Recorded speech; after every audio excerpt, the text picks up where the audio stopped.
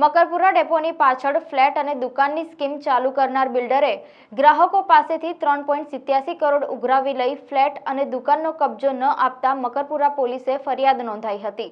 મકરપુરા બસ ડેપોની પાછળ ઇન્દ્રાનગરમાં રહેતા હીરારામ ભૂતાજી ગાંચી કોસ્મેટિકનો ધંધો કરે છે।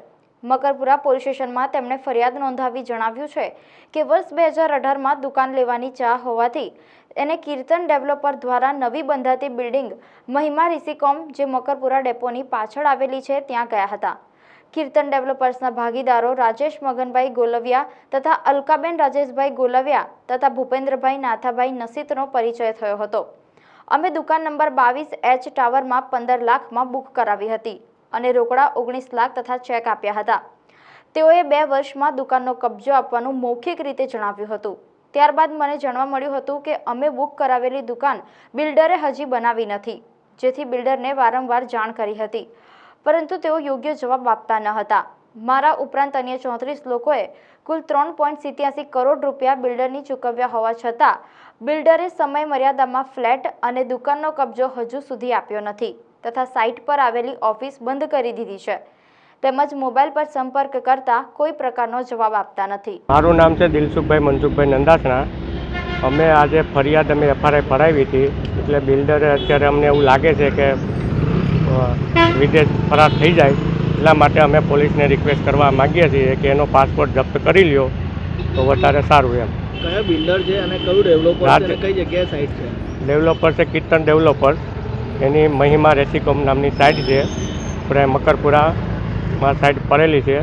અને રાજેશ ગોલવિયા અને એની વાઈફ અલકા રાજેશભાઈ ગોલવિયા એ બાબતે 3 બિલ્ડરો છે, તો એમની અમે રિક્વેસ્ટ કરીએ છીએ કે અમને સારો રિસ્પોન્સ મળે। અમને 9 લાખ રૂપિયામાં બધાને લાલચ આપેલી કે અમે 9 લાખ રૂપિયામાં તમને મકાન આપીશું 2016માં, ત્યારે અમે બધાએ 9 લાખમાં બુકિંગ કરાવેલા, અમે કેશ પેમેન્ટ આપેલું છે અને પછી તો કામ 2 વર્ષ ચાલુ રહ્યું, પછી તો કોઈ રિસ્પોન્સ આપતા જ નહોતા। મેં 9 લાખ રૂપિયા ભરી દીધા, પોઝેશન આપતા નથી। સાઈડ 2016થી આજે 2025 ચાલે 24 કમ્પ્લેન અમે રેરામાં કરેલી, રેરામાંથી અમારા 2 ઓર્ડર આવી ગયા, હાઈકોર્ટમાંથી અમે ઓર્ડર આવી ગયા છે, જીતેલા છીએ, પણ હજી કોઈ એનો રિસ્પોન્સ આવ્યો નથી। એમ અહીંથી મળતો નથી બરોડા, અમારી પાસે છે એના રેરાના બધા 250 જેવા છે બધાથી, બધા મિક્સ છે તો 250 જેવા છીએ। છેતરપિંડી આમ તો 7 થી 8 કરોડ રૂપિયા જેવું છે ટોટલ, એટલે અત્યારે અમે 35 જણા છીએ તો એની 3,89,000 જેવું થાય છે,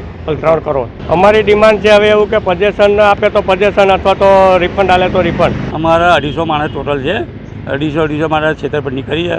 2016ના લોકોએ પૈસા ભરી દીધા છે, અડધાએ તો રોકડા આપ્યા, અડધા જણાએ તો હપ્તો કપાય છે બેંકનો, મકાન ભાડે રાખે, ભાડું ભરે છે એક બાજુ હપ્તો કપાય છે। 250 માણસ છેતરપિંડી કરી છે, ખાલી 34-35 જણાની એફઆર ફાટી છે, હજુ બીજા એફઆર ફાડવાનો વાર છે, તૈયારી કરે છે, આવે છે પબ્લિકો બધી ને ભગત કરીને છે મહિમા રેસિડેન્ટ સાઇટ છે એની, રાજેશ ગોલરિયા માલિક છે, અત્યારે ભાગવાની તૈયારી કરે સાહેબ। કઈ ભાગી જશે વિદેશમાં નક્કી નહીં, એટલે તાત્કાલિક એને પકડમાં આવે તો સારું છે। મેં 15,25,000 એ પેપરમાં એડવર્ટ આપેલી, પછી હિરોઈન બોલાવીને પ્રોગ્રામ રાખેલો તો અમે લચાઈ ગયા, સસ્તા મકાન ટી વેચીએ 15 લાખમાં દેતો હતો, તો અમે 15-25માં કર્યો, મેં 15,25,000 મારું મકાન વેચી નાખ્યું, મકાન વેચીને પૈસા આપ્યા સાહેબને। મારે એને ધરપકડ કરે, જેલમાં જાય પછી આવું બીજા અંગત ના કરે।